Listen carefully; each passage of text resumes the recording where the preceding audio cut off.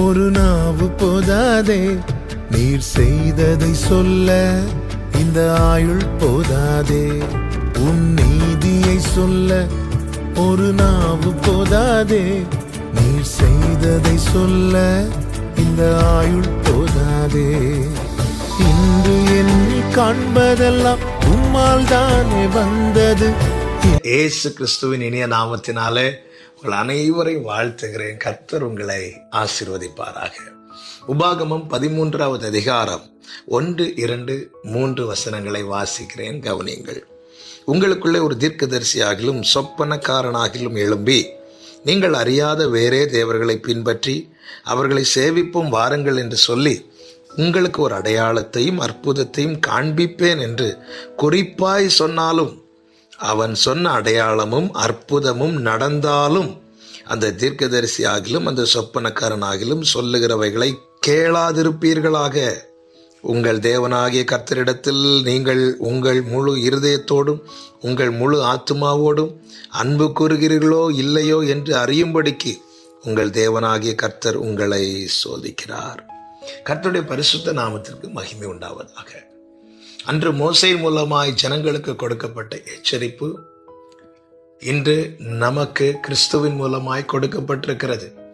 கடைசி காலத்தின் அடையாளங்கள் என்னவென்று சீஷர்கள் கேட்ட பொழுது இயேசு சொன்ன முதல் வார்த்தையே, ஒருவனும் உங்களை வஞ்சியாதபடி எச்சரிக்கையாயிருங்கள். கூடுமானால் தெரிந்து கொள்ளப்பட்டவர்கள் வஞ்சிக்கப்படத்தக்க அற்புதங்களை அடையாளங்களை செய்வார்கள். கிறிஸ்து அங்கே இருக்கிறார் இங்கே இருக்கிறார் என்று சொல்லி உங்களை தேட வைப்பார்கள். அதனுடைய சரியான அர்த்தம் என்னவென்றால், அநேகர் எழும்பி புதிய புதிய மார்க்கத்தை காண்பித்து கிறிஸ்து இங்கே இருக்கிறார் அங்கே இருக்கிறார் என்று சொல்லி இந்த வசனத்தை விட்டு விலக பண்ணுவாங்க. அப்படிப்பட்டவங்க அற்புதங்களை அடையாளங்களையும் செஞ்சாலும் அல்லது அவங்க சொன்னபடியே நடந்தாலும் நம்பாதீங்க. அப்படி என்று இயேசு கிறிஸ்து கடைசி காலத்தின் அடையாளங்களை குறித்து சொல்லுகிற இடத்துல தெளிவாய் தீர்க்கமாய் சொல்லியிருக்கிறார். இங்கும் அதுதான் சொல்லப்பட்டிருக்கிறது. இதனுடைய 5வது வசனத்தை நீங்கள் பார்த்தீர்களே, ஆனால் இந்த உபாகமும் 13:5 அந்த தீர்க்கதரிசியும் அந்த சொப்பனக்காரனும் கொலை செய்யப்பட கடவன். நீங்கள் நடக்கும்படி உங்கள் தேவனாகிய கர்த்தர் உங்களுக்கு விதித்த வழியை விட்டு உங்களை விலகும்படி அவன் உங்களை எகிப்து தேசத்திலிருந்து புறப்பட பண்ணினவரும் உங்களை அடிமைத்தன வீட்டிலிருந்து நீங்களாக்கி மீட்டு கொண்டவருமான உங்கள் தேவனாகிய கர்த்தருக்கு விரோதமான துரோக பேச்சை பேசினான். இப்படிப்பட்ட தீமையை உங்களிடத்திலிருந்து விலக்குவீர்களாக. ஒரு தீர்க்கதரிசி எழும்புறாங்க அல்லது சொப்பனக்காரன் எழும்புறாங்க. பிரியமானவர்களை, ஒன்றை புரிந்து கொள்ளுங்கள். ஏன் கள்ள தீர்க்கதரிசிகள் எழும்புகிறாங்கன்னா, நல்ல தீர்க்கதரிசிகள் இருக்கிறதுனால.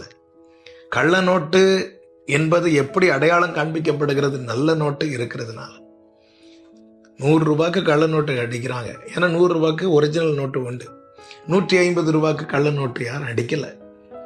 100 ரூபாய்க்கு கள்ள நோட்டு அடிக்க தெரிஞ்சவங்களுக்கு 150 ரூபாய்க்கு பிரிண்ட் பண்ண தெரியாதா? தெரியும். ஆனா ஏன் அடிக்கலைன்னா 150 ரூபா நம்ம பணத்துல ஒரிஜினல் இல்லை. ஒரிஜினல் இருக்கிறதுனால தான் டூப்ளிகேட் வருது. தீர்க்கதரிசிகள் உண்டு. கர்த்தருடைய வாயாயிருந்து செயல்படுகிற உண்மையான தீர்க்கதரிசிகள் இன்னும் உண்டு, இன்றைக்கும் உண்டு. ஆனால் அநேக கள்ள தீர்க்கதரிசிகள் எழும்புகிறார்கள். அவங்க சொன்னது நடந்தாலும் நம்பாதே என்று வேதம் நமக்கு எச்சரிக்கிறது. எப்படி அடையாளம் காண? இங்க வசனம் அழகாய் சொல்லுகிறது. 5வது வசனத்துல கர்த்தர் நாம் நடக்கும்படிக்கு நமக்கு விதித்த நியமங்கள் இருக்கிறது அல்லவா, இந்த உபதேசம். இதை விட்டு விலக பண்ணுகிற பேச்சு, வசனத்தை விட்டு விலக பண்ணுகிற பேச்சு, இப்படிப்பட்ட கிரியைகள். இவர்கள் அற்புதம் செய்து நடந்தாலும் அவர்களை நம்பாதே, அவர்கள் பேச்சை கேளாதே. இப்படிப்பட்டவைகளை உங்களை விட்டு விலக்கு என்று வேதம் தெளிவாக எச்சரிக்கிறது. இல்லை என்றால் வேதம் சொல்லுகிறது, வஞ்சிக்கப்பட்ட மனம் அவனை மோசப்படுத்தினது. அநேகர் வஞ்சிக்கப்படுவார்கள். எதை பார்த்து தெரியுமா வஞ்சிக்கப்படுறாங்க? இன்னைக்கு பொதுவான பேச்சு எப்படி இருக்குன்னா, அவங்க சொல்றது அப்படியே நடக்குது, அவங்க சொல்றது அப்படியே நடக்கிறது. ஒரு ரட்சிக்கப்பட்ட தேவ பிள்ளை அற்புதத்தை பார்த்துல விசுவாசிக்க வேண்டியது, வசனத்தை. சத்தியத்தையும் அறிவீர்கள், சத்தியம் உங்களை விடுதலை ஆக்கும்.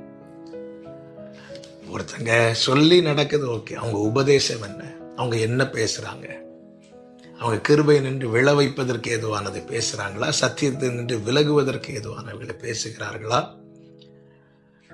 இயேசுவாகிய சத்தியத்தை காண்பித்துக் கொடுக்கிறார்களா, அந்த வழியை காண்பித்துக் கொடுக்கிறார்களா, இல்ல கால் போன போக்கில் மனம் போன போக்கில் எப்படி வாழ்ந்தாலும் நீ பரலோகத்துக்கு போயிருவேன்னு சொல்லிட்டு தேவனுக்கு விரோதமான துரோக பேச்சை பேசுகிறார்களா? வசனத்தை கவனியுங்கள். பெரோயா பட்டணத்தார் நாள் முழுவதும் வேத வாக்கியங்களை ஆராய்ந்து பார்த்தார்களாம்.